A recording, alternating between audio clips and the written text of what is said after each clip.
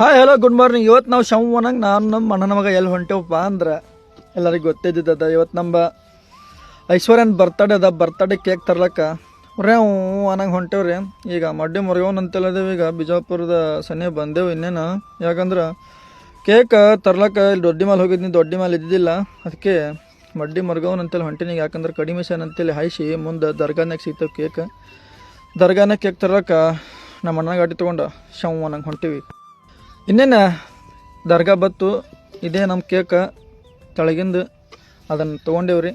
ತೊಗೊಂಡು ಇನ್ನೇನು ಅವ್ರು ಪ್ಯಾಕ್ ಮಾಡಕತ್ತಾರ. ನಮ್ಮ ಪಜ್ಜು ಅವ್ರ ಕಾಕೋಗೇನೋ ಗಿಫ್ಟ್ ತೊಗೊಳಂಗೆ ಕಾಣ್ತಾನೆ. ಕಾಕ ಈದ್ ಕಾಕ ಈದ್ ಕಾಕ ಈದ್ ಕಾಕ ಅನ್ನಕತ್ತಾನ. ಹಾಗೆ ಒಂದು ಸ್ಪ್ರೇನು ತೊಗೊಂಡ ಬುರ್ಗ ಎಲ್ಲ ಒಂದೇ ಖರ್ಚು ರೀ ಇವತ್ತು. ಯಾಕಂದ್ರೆ ಗೋಳೆ ಮಾಡಿ ಅವನೇ ರೊಕ್ಕ ಇಟ್ಟಿದ್ದ. ಕಾಕನ ಬರ್ತಡೇಗೆ ನಾನೇ ಕೇಕ್ ತರ್ತೀನಿ ಕಾಕ ಅಂತ ಹೇಳ್ಕೇಸಿಂದ್ರೆ ಎಲ್ಲ ಗೋಳೆ ರೊಕ್ಕ ಮಾಡಿ ಅವನಿಗೆ ರೊಕ್ಕ ಕೊಟ್ಟ.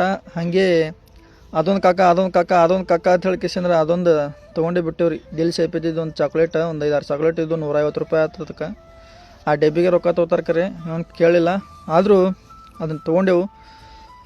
ಅದೇ ಕೈ ಮಾಡಿ ತೋರಿಸ್ತಾನಲ್ರಿ, ಅದೇ ಅವನು ಅಣ್ಣ ಅದನ್ನು ರೇಟ್ ನೋಡಿ ಹೇಳಿ ಎಲ್ಲರಿಗೆ ಕೊಟ್ಟ. ಹಾಗೆ ಮನೆಗೆ ಬಂದೆವು. ಕೇಕ್ ಇದು ಅಂಬಿಕಾ ಮತ್ತು ಸೌಮ್ಯ ತಂದಿದ್ರು, ಇದು ನಾ ತಂದಿದ್ನಿ. ನಾ ಅಂದ್ರೆ ನಮ್ಮ ಪಜ್ಜು ತಂದಿದ್ದ. ಬರ್ತಡೇ ಮಾಡೋಕ್ಕೆ ಐಶ್ವರ್ಯ ಎಲ್ಲರಿಗೂ ಹೇಳಿ ಬಂದೇಳು. ಹುಡುಗರು ನಮ್ಮ ಮನೆ ಬಾಜುಕಿನವ್ರು ಎಲ್ಲರೂ, ನಮ್ಮ ದೊಡ್ಡಪ್ಪನ ಮಕ್ಕಳು ಎಲ್ಲರೂ, ದೊಡ್ಡಪ್ಪನಿವ ಅದ್ವಿಕ್ ಎಲ್ಲರೂ ಬಂದು ಕೂತಾರೆ. ಇನ್ನೇನು ಬರ್ತಡೇ ಸ್ಟಾರ್ಟ್ ಮಾಡಬೇಕು. ನಮ್ಮ ದೊಡ್ಡಗಳೆಲ್ಲ ಬಂದು ಕೂತಾರೆ. ಹಿಂಗಟ್ಟು ಮಾಡಿ ಐಶ್ವರ್ಯನ ಬರ್ತಡೇ ಇಲ್ಲಿಗೆ ಮುಗಿತ್ರಿ ಈ ವರ್ಷದಿಂದ. ಎಲ್ಲರೂ ಕೇಕ್ ಕಟ್ ಮಾಡಿ ಕಿಸಿಂದ್ರೆ ಇನ್ನೇನು ತಿನ್ಸ್ಕಿಸಿಂದ್ರೆ ಎಲ್ಲರೂ ಒಂದೊಂದು ಉದ್ರಿ ಪೋಸ್ ಕೊಟ್ಟು ಕಿಸಿಂದ್ರೆ ಪಜ್ಜು ಒಂದು ಗಿಫ್ಟ್ ತಂದಿದ್ಲ. ಅದನ್ನು ಅವ್ರ ಕಾಕೋ ಕೊಟ್ಟ.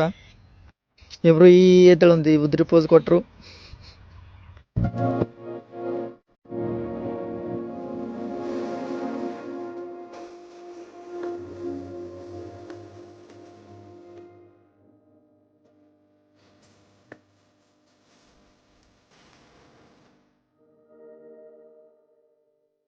ಇವತ್ತಿಗಿಷ್ಟೇ.